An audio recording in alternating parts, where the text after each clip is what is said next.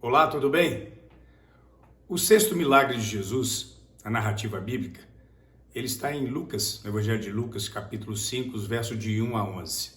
Ele é conhecido como a pesca maravilhosa. Jesus estava sendo acompanhado por uma grande multidão e ele estava à margem do lago de Genezaré, como o texto narra.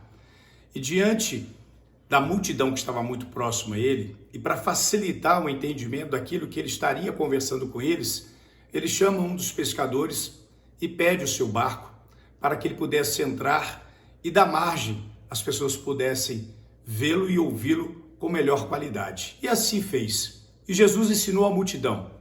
E logo depois que ele termina, ele passa uma orientação para um dos pescadores, Simão Pedro.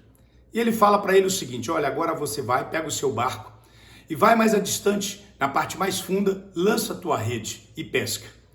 E aí Simão, ele fala assim para Jesus: olha, eu sou pescador experiente, eu passei a noite inteira pescando com os meus amigos e não pegamos nada, mas mediante a tua fala, eu vou fazer isso. E ele foi. E quando ele cumpre aquela missão, confiando na palavra de Jesus, quando ele lança as redes praticamente já não suporta mais puxar a rede, a quantidade de peixe que veio. E lotou o seu barco.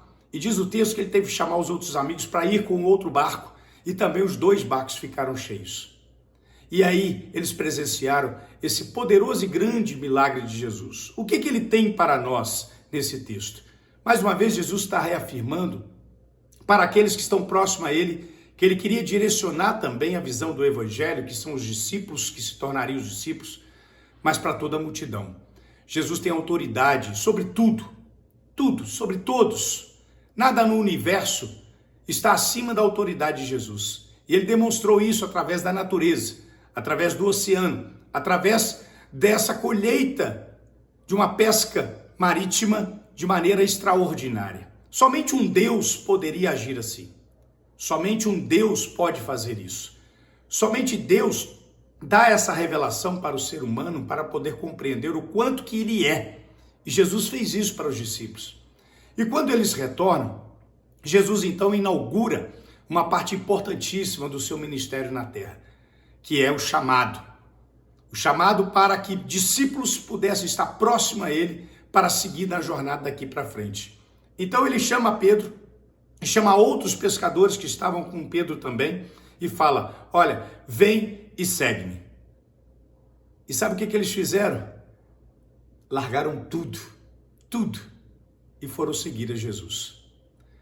Nesse texto, a gente compreende que não adianta, não precisa da gente querer apenas presenciar o milagre e usufruir do milagre. Não adianta eles ter tido a oportunidade de ver uma pesca maravilhosa. Estavam lotados de peixe, poderiam vender, ganhar um bom dinheiro. Estariam ali, agora, regozijantes, vivendo aquele momento. Mas eles entenderam além disso. Eles entenderam que Jesus estava os chamando para uma obra muito maior. Para eles se tornarem coparticipantes da obra daquele que era o maior de todos, que era o Messias prometido, Jesus. Então eles largam tudo aquilo que tem. Jesus, numa outra passagem, ele fala: olha, aquele que tiver amor a pai, mãe ou qualquer outra coisa acima de mim, não é digno de mim. E outras pessoas que quiseram seguir a Jesus e se apresentaram para ele voluntariamente, falando assim: eu quero me tornar um seu discípulo. Então Jesus fala a essa pessoa, conforme também o texto nos mostra: vai, vende tudo que você tem, distribui aos pobres e segue-me. E é uma pessoa que não quis fazer isso. O evangelho hoje continua sendo a mesma capacitação para todos, para homens, para mulheres, para todos que Jesus vem convidar. E Jesus nos convida não para ficar presenciando milagres, querendo milagres, mas ele quer nos chamar para que a gente possa ser coparticipante da obra dele. Um discípulo de Jesus está para servir pelo ministério de Jesus. O ministério de Jesus não era pautado em ficar fazendo milagres. Estamos destacando os milagres aqui, que é a demonstração do poder de Deus. Mas, acima de tudo, o ministério de Jesus é pautado em quê? Em pescar vidas, almas para o reino de Deus. Este é o principal. E o único que pode fazer isso é o próprio Deus. Só o Espírito Santo que consegue, conforme a Bíblia revela, trabalhar na mente, na consciência de uma pessoa, quebrantar ela e fazer seguir. Pedro, quando ele presencia aquele milagre de Jesus, ele fala assim para Jesus: eu sou um pecador, eu não sou digno de estar na tua presença. E Jesus o chama para se tornar dele discípulo. Chama Pedro para se tornar discípulo dele. O que significa isso? Mesmo aqueles que são chamados a escória da sociedade, poderão ser chamados para ser discípulos de Jesus. A todos quantos Deus quer chamar, mas alguns estão escolhendo caminhos errados. Ou alguns que inicialmente presenciaram todo o milagre, todo o poder de Deus e começaram a seguir, o abandonaram. Portanto, o discípulo de Jesus não é aquele que escolheu estar fazendo um culto de liturgia. O discípulo de Jesus é aquele que escolheu pregar o evangelho e trazer almas perdidas para o reino de Deus.